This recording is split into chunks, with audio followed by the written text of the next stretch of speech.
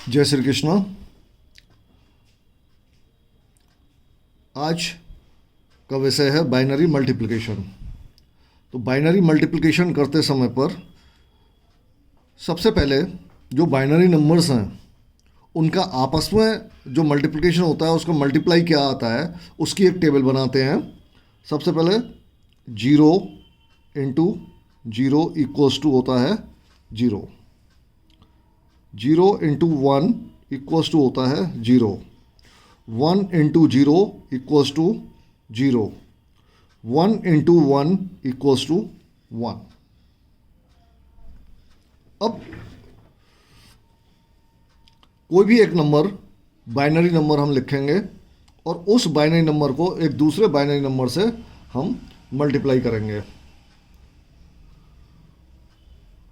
कोई भी एक बाइनरी नंबर आप लिख सकते हैं, जैसे हमने लिखा 1 0 1 1 0 1 0।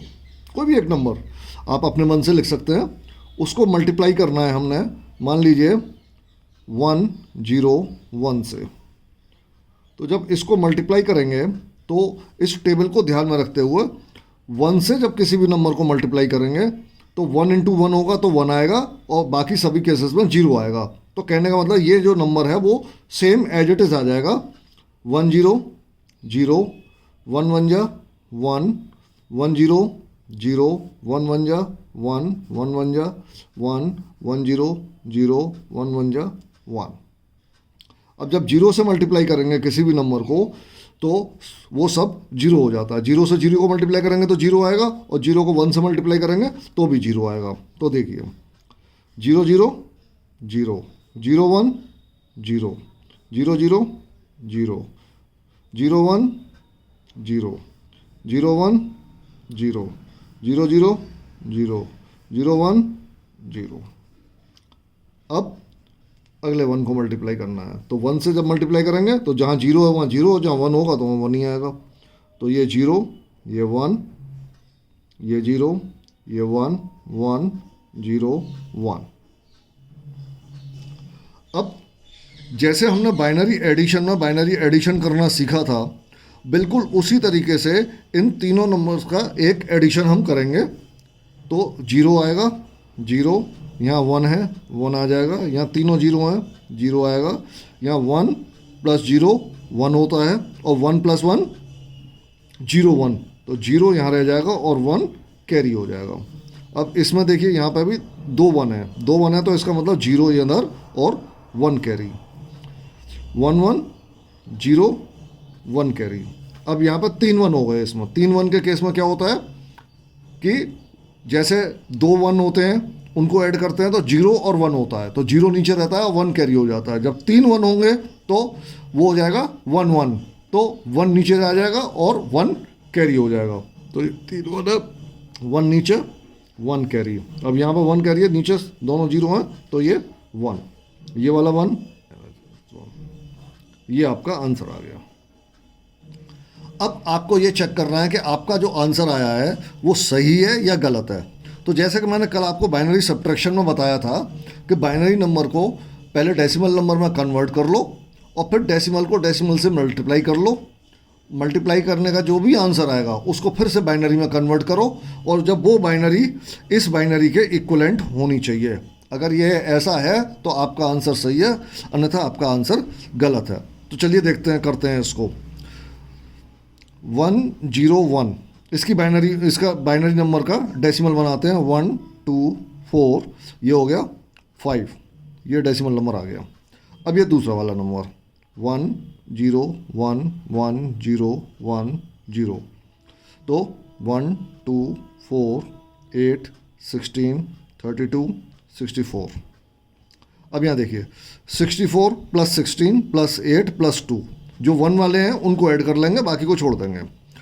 तो 64 प्लस 16 ये हो जाएगा आपका 80, 80 प्लस 8 88, 88 प्लस 2 90, ये आ गया आपका 90 डेसिमल नंबर। फिर से एक बार अगर आपको चेक करना है, कन्फ्यूज़न होता है कोई, तो 64 प्लस 16 प्लस 8 प्लस 2 ऐड कर लीजिए जीरो, यहाँ 2 हो गया, 6 + 2 8 + 1 9। सही। अब इस 90 को हम 5 से मल्टीप्लाई करेंगे। 90 × 5, जीरो, ये आ गया हमारा 450। अब इस 450 को जब हम बाइनरी में कन्वर्ट करेंगे तो जो वो बाइनरी जो आएगी वो बाइनरी और ये बाइनरी सेम होनी चाहिए। अगर ये सेम है तो आपका आंसर बिल्कुल सही है, अदरवाइज कहीं ना कहीं आप गलती कर रहे हैं। तो चलिए इस 450 को हम बाइनरी में कन्वर्ट करते हैं। 450,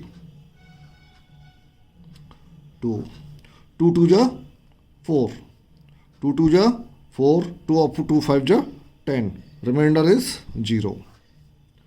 2 1 जा 2, 2 1 जा 2 और 2 2 जा 4, रिमाइंडर 1।